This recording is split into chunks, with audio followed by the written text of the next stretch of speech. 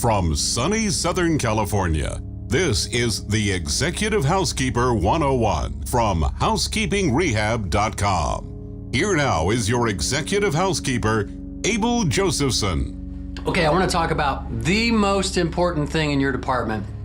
For years, it was my main focus. It was the most important event of my day, and that is when an applicant comes into my hotel to fill out an application. Simple. I never forgot what it was like to be in your car, driving all over town, filling out applications to get jobs at a hotel. You fill them out, you walk away, you get no response back. You don't even know if they care. You don't even know if they noticed. You don't even know if they just put it right into the shredder and forgot all about you. Oh, I remember my experience. I'd fill out the application. The guy at the front desk would just snatch it out of my hand and say, "Thank you," then turn their back on you and walk off. No hello, no nothing. You know what? No hospitality. So I just set my course, and in my years as an executive housekeeper, I swore that I would see every single applicant that came through the door. And man, I'm telling you, it paid off big time. But before I could get to the point where I saw every applicant, I had to do a little training at the front desk. Keep in mind, I started this after I had experienced understaffed departments with people that I would like to move along to another career or a hotel, but I couldn't because I didn't have staff. So I began this way. I went down to the front desk every single day during the day shift. And then after 3 o'clock, I would visit the PM shift. I would tell them the same thing. Hey, heads up, I need good people. I'm really looking. Every single applicant that comes in this door, you call me on the radio. Nobody walks away with an application. Nobody passes on my interview. I see everybody. If somebody comes, I don't care what I'm doing, you call me on the radio, I will come down and greet them. When an applicant came in the door and they called me, I would go down and I would greet this applicant, and in front of the front desk, I would show them, I would display for them how to treat an applicant. Thank you so much for coming. I'm so glad you came to apply. Thank you very much. We need good people, and I'm gonna sit down, I'm going to meet with you and get to know you, and you never know. Man, this might be a real win-win situation for you and me, because I know you need to work and I need good people. So every day I would have to go down. Don't forget, guys, if you have anybody come in, call me. I told them if I'm not on property and somebody comes to fill out an application, you tell them Monday through Friday, you come back tomorrow at 1 o'clock in the afternoon, because I knew I'd be done with lunch by 1 o'clock, and my morning administrative duties I would have completed, and I could meet with anybody, no problem, between 1 o'clock and 5 o'clock. I said, you tell them, come back. The manager, the executive housekeeper himself will meet with you personally. Please come back, we need you. And over the course of time, repetition, front desk got it, and they started doing this. And they started treating these people with respect. I'm in the hospitality business, right? I have to display and put on a show for these people that are coming to apply for my hotel. I have to show them hospitality. I have to put it on display. I have to treat them as good as I would treat a guest that was paying for the presidential suite that night. Oh yeah, that good. Now I've said many times, and you will hear me say continually in your training, the hospitality industry, the hotel business, is a type of entertainment. It's a form of show business, right? So we have to put on a show for everybody. We put on a show for the guest. We entertain them in various ways. Housekeeping puts on a show, food and beverage puts on a show, front desk puts on a show, management puts on a show, bell staff puts on a show, pro shop, golf course, those guys, they put on a show. Everybody puts on a show. It's a type of entertainment. So I realized I had to show this entertainment to the people that came and applied. They had to be introduced to it the minute that they met me. And it worked. And eventually, everybody got it. Eventually, everybody that came in, they called me. If they came after hours, guess what I found? The next day, that applicant would show right back up at 1 o'clock ready for their interview. Oh, and they were so happy. Oh my God, they were getting an interview. Well, they should be happy, because they're the most important asset. They're the most important resource in my department as executive housekeeper. People are the absolute most important commodity that you'll handle or manage in your career. You have come to my property asking for employment. You deserve my ear, you deserve my full attention. So here's what I do. I take them away from the desk. I always took them up to one of the nicest places in the hotel, maybe the restaurant with a view. Maybe I took them to a patio that had a lovely golf course view, or a fountain that was beautiful near the hotel, someplace where we could sit quietly alone and I could talk and not be bothered. One of the reasons it's so important to meet with every single applicant, even when you're totally staffed up, you got everything you need, you may have more staff than you need, is because as an executive housekeeper, I never knew if somebody was gonna quit. And a lot of times people, they just disappear. They just come in the morning, say, I have to go somewhere, I can't work, and phew, they're gone. When you're understaffed, you stress your staff and the quality of your product begins to diminish a little bit over time. Your employees, your staff, your team members, they get tired of picking up the extra slack. It causes the quality and the cost per value of your product to decline, and I could not afford that. So I did this, no matter what my staffing level was, and the payoff is that when I did need somebody, I had somebody like a football team or a basketball team, I had 3 or 4 people on my bench just waiting to go to work for me. Why were they waiting to go to work for me? Because of how I treated them when they came to apply the first time. Even if a month later or 2 months later, and you have an opening, if you call them back on the number from their application, they'll quit that job and come to work for you. I've seen it happen countless times. They'll quit the job and come to work for me. Why? Because of the things that I'm telling you about right now. When you meet with an applicant, bring them a bottle of water from the office. Be hospitable. Put on a show. Entertain them just a little bit. You see, when you meet with an applicant, it is the first opportunity you have to train that applicant how to work in your department. I learned this. It was the first day of training and orientation for that potential employee. When I would sit down and talk to them, I didn't read cue cards off of some, questions to ask applicants. Like, if there was one thing you could do to improve about yourself, what would it be? Do you realize these people want to put on their best show and you're asking them to tell you what their shortcoming is? I threw all that junk out the window. I would just look at their application and ask things that I was curious about as a person, and I'm asking another person, right? We are not professional actors. We are real people, much like yourself. I would ask things that were, curious to me. I would ask questions that I was personally curious to know. I was curious to know what the answers were. One time I had a guy that came and applied. He had worked at a huge processing plant, a big meat processing plant where they processed cows. And he worked all day in the knife department. He sat there and just ran knives all around beef. The guy knew his cuts of meat, for sure. I was interested in that. I struck up a conversation about that because I was personally interested. And he relaxed. And I always asked them too, by the way, are you nervous? And sometimes they would say, yes. And then sometimes they would say, no, I'm okay. But when they said, yeah, I am nervous, I would say, look, it's just you and me here. We're just real people. I'm here for the same reason that you're here. I might be the executive housekeeper. I might have a fancy suit, but I just need employment to pay my rent, to feed my babies, and put gas in my car. You and I are no different, and it's really important to put them on the same level playing field as people. Why? You're already developing that relationship with them from manager to employee before you ever get them to the department. You're letting them know we're all here trying to accomplish the same thing together as a team with the same primal motivations, so to speak. Don't ask questions that you really don't care about because you really don't care about where they're going to be in 5 years. All right, one thing I always had to make clear to applicants or potential employees was that if you're going to work in this department, you must be agreeable and be willing to work Monday through Sunday, all holidays, AM, PM, no exceptions. If they had a day like, oh, I don't work Sundays, I have church, sorry, love what you do. You have to agree to work whenever the hotel has a need for this position to be, filled, when we need staff. And 100% of the time they said, all right, well, fine, there you go.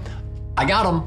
I got their agreement as a potential employee that if they work here, that they're agreeable to work whenever I need it. So that just solved that whole scheduling problem right there. I'm solving scheduling problems at the job application interview. The applicant had to agree to me that they would work in the laundry, they would work as a houseman, they would work as a housekeeper, they would work in the lobby, they would work in turn down, wherever. There can be no protected days off. If I give that to one employee, I have to give that to all of them. So I give that to none of them. And my life applied to the same, concept. I had to work when the hotel needed me. I couldn't just well, I have these days off. It doesn't work. But that's all established in the application process. I began to explain to them our uniform standards.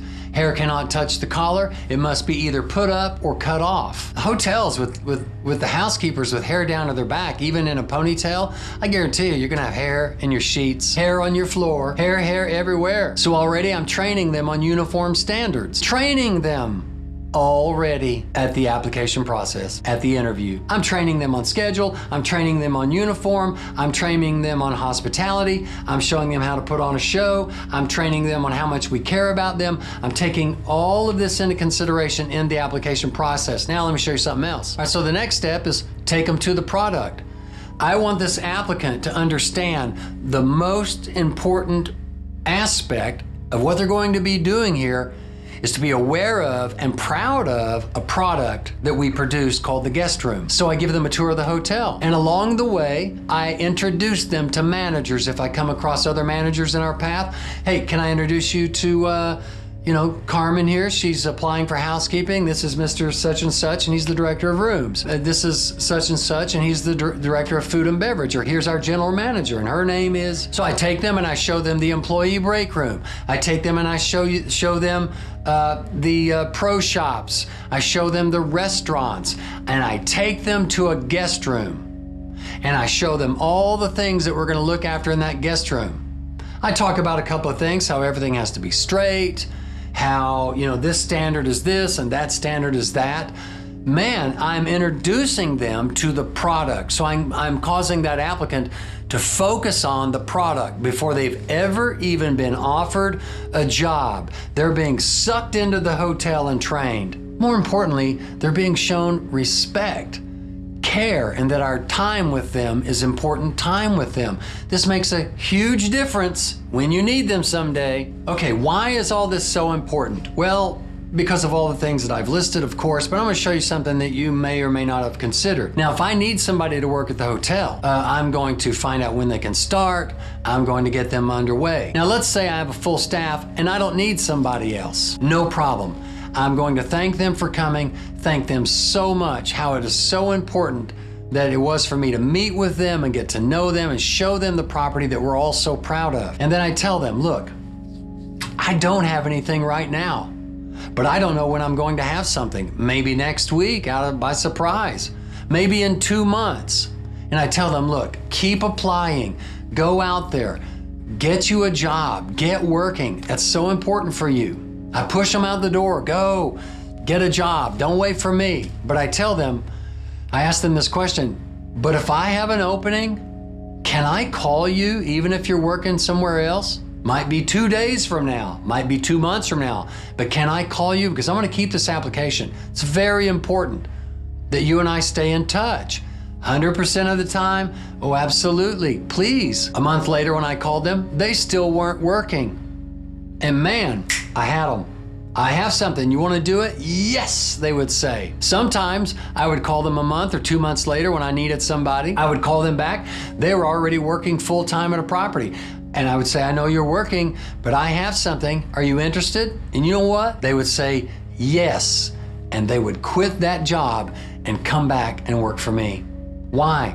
Because I put on a show, because I entertained them when they came, I respected their time, I understood it was difficult to find jobs, I took them on a tour of the property, and you know what? Nobody else in the market, nobody else in our ADI, our area of dominant influence, no other property in our comp set, our competitive set, did this for them. So when I needed them, guess what? They came running to my department, gladly. So I always had a bench. There's more to this story than meets the eye. I would call these people once a month and check on them and tell them, I still don't have something, but man, I was impressed with you. I'm gonna hang on to your application. Let's keep working together. And you know what? Many times, 3, 4, 5 months down the line, when I had something, man, we maintained that communication and relationship. And can you imagine how they felt? Like these people care. They want me. And if I can have that from an employee coming into the department, they will come in with confidence and style. They will come in with their head up. They will come in and be ready to go to work and help us put on a show and dish out some entertainment. Your staff, your people are the most precious commodity. It is the absolute first thing to consider in a successful housekeeping department. You know, and I had other managers say, why do you spend all this time? I think you got better things to do. Oh no, I did not. I did not have anything more important than the people in the department. And it all began at the application process. That's where I found the people that I needed. That's where I prepared them to fill an opening when I had it. Brilliant. I have all the time in the world to meet with every single human being that comes into that front office, that lobby. And I went down and told the front desk once or twice a week, don't forget, if anybody comes in, you call me personally.